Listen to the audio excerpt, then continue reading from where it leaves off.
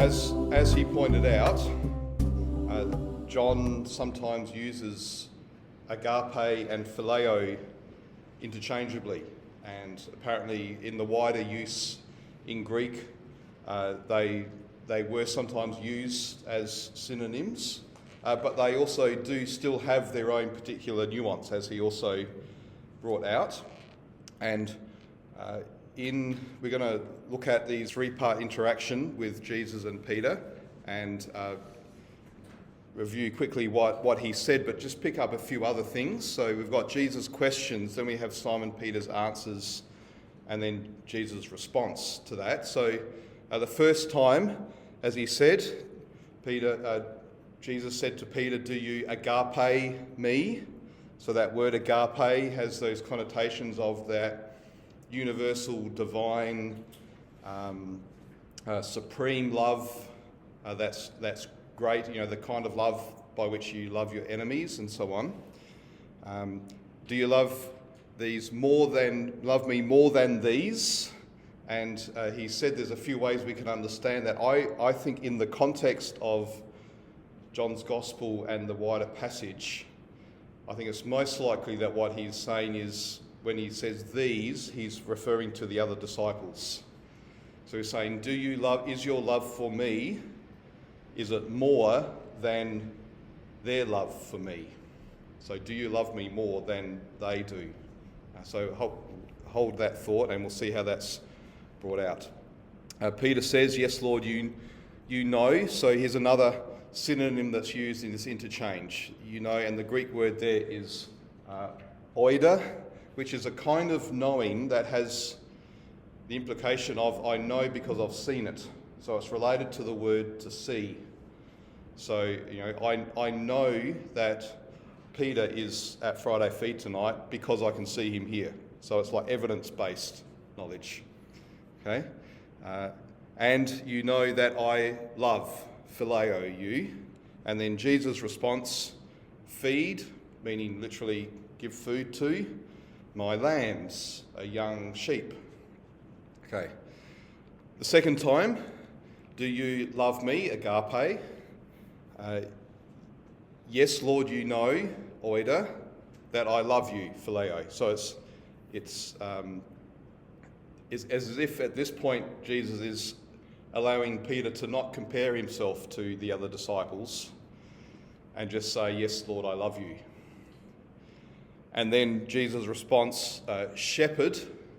So I think in the ESV it says tend my sheep, but the word there is actually the word for shepherd.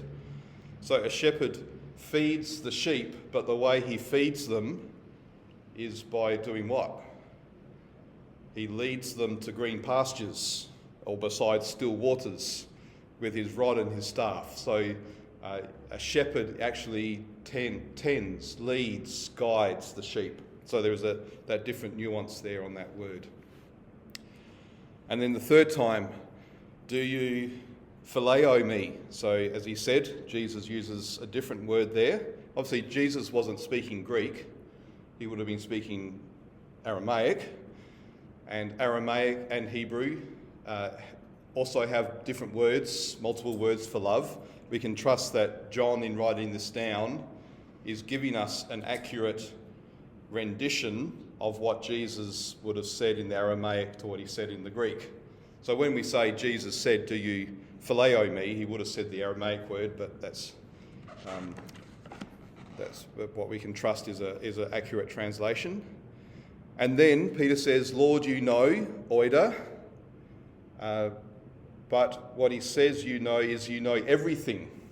So he adds in that word everything, and then you know, and he uses a different word for know, the word gnosko, from which we get our word gnostic, and ultimately the word knowledge.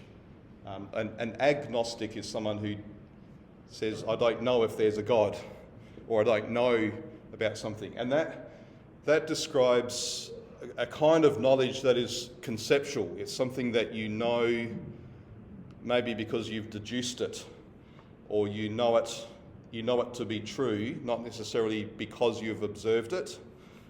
So God has that kind of knowledge. Gnosko is the word that's in that word foreknowledge. Those whom he foreknew, which kind of communicates that God, when he foreknew us, it wasn't that he looked down and saw down the passage of time that we would choose him. His foreknowing isn't on the basis of what he saw, but on the basis of what he knows, because he's the omniscient God. He knows everything. So he foreknew us in that sense. So you know that I love you, phileo. And then Jesus' response, feed my sheep. So he's taken the word from the first time and then the word for sheep the second time. Now, I put it, it's not just synonyms that John is doing here. It's not just that he's trying to be creative as he's writing, that he is actually reflecting the different words that were used by Jesus and Peter, but it's not about distinguishing the difference. It's not that he's saying, well, Jesus really meant agape, really wanted Peter to say agape, but Peter said phileo, and so Jesus kind of condescended, said, okay, well, I'll be happy with phileo then, if you're not happy to, he's not making a difference between them. What he's actually doing and what John's doing by using all of these synonyms in the way he's written this is, as I've got here, it's not about making distinctions, but highlighting nuances of the same ideas.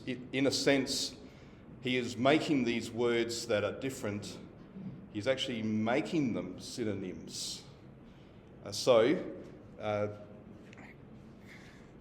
God's people are made up of both the young and the mature, lambs and sheep, but altogether they're sheep.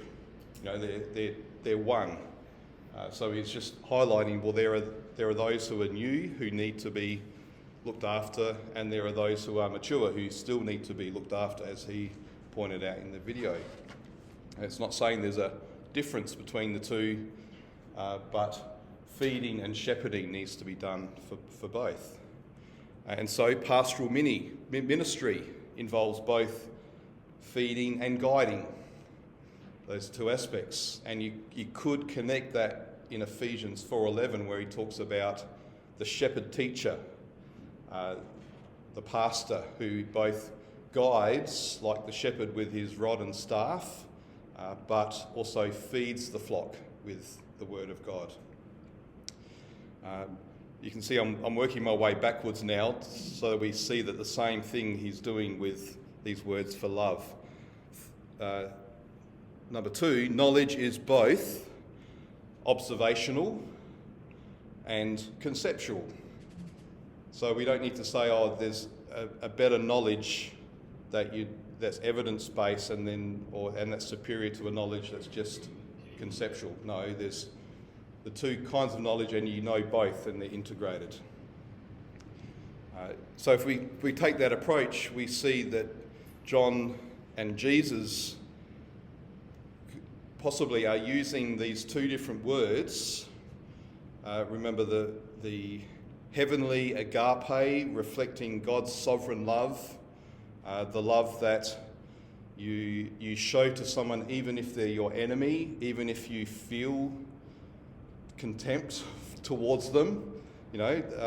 It transcends those feelings of hatred and vengeance, as he said, and it's something that you're commanded to do. And the love that we could say is grounded in that it's the love that we express in family and community, and we love one another because we are brothers, sisters. We love one another because family members, because of the flesh and blood tie or the friendship tie. So there's kind of we are loving because of that reason. And I think what Jesus is doing here by using these two words, and what John is doing, is actually saying, well, now these two concepts of love have actually now become, in a sense, synonymous. Because the love of God has come down to us and been embodied in a human being.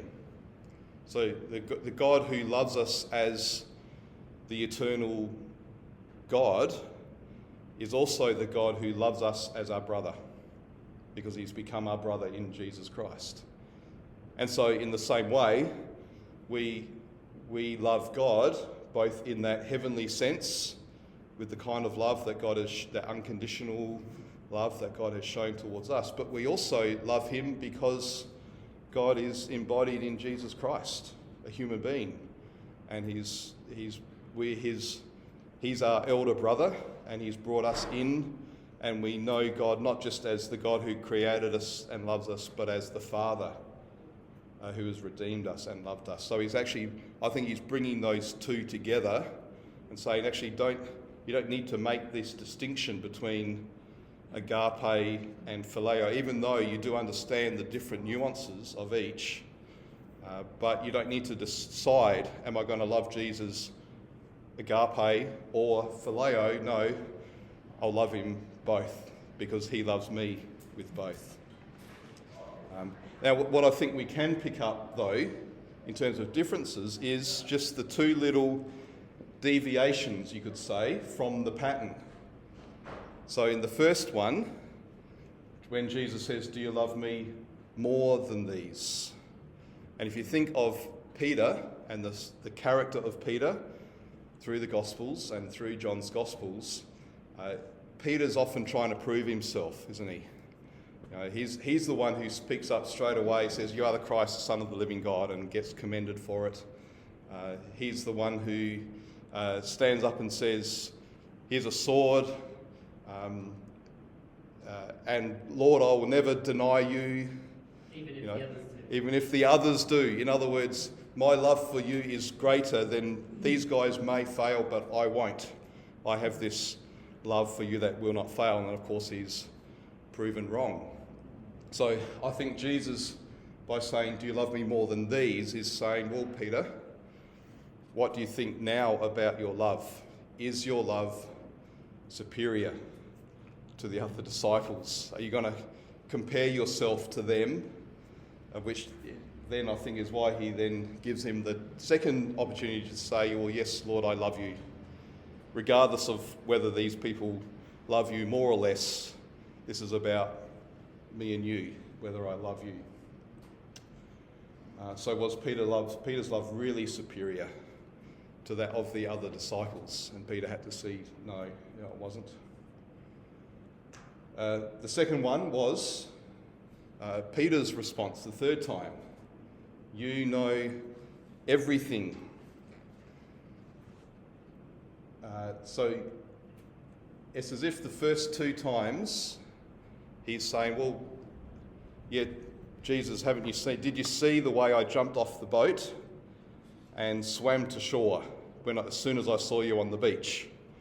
Right? You know, I've demonstrated my love. Right? You can see that I love you in that sense of seeing. But then the third time, he has to say, well, actually, does Jesus just see my actions, or does he see my heart? Does Jesus know I love him just because I've done these things for him? Or does Jesus know I love him because he actually knows the reality of what's in my heart, because he's all-knowing, all-seeing? And that's the kind of thing, that's the knowledge that Peter has to rest on, because if he's counting on Jesus knowing he loves him based on just on his actions, well, this isn't the last time that Peter will let Jesus down, so to speak. Peter's still going to put his foot in his mouth, even in the book of Acts, and do things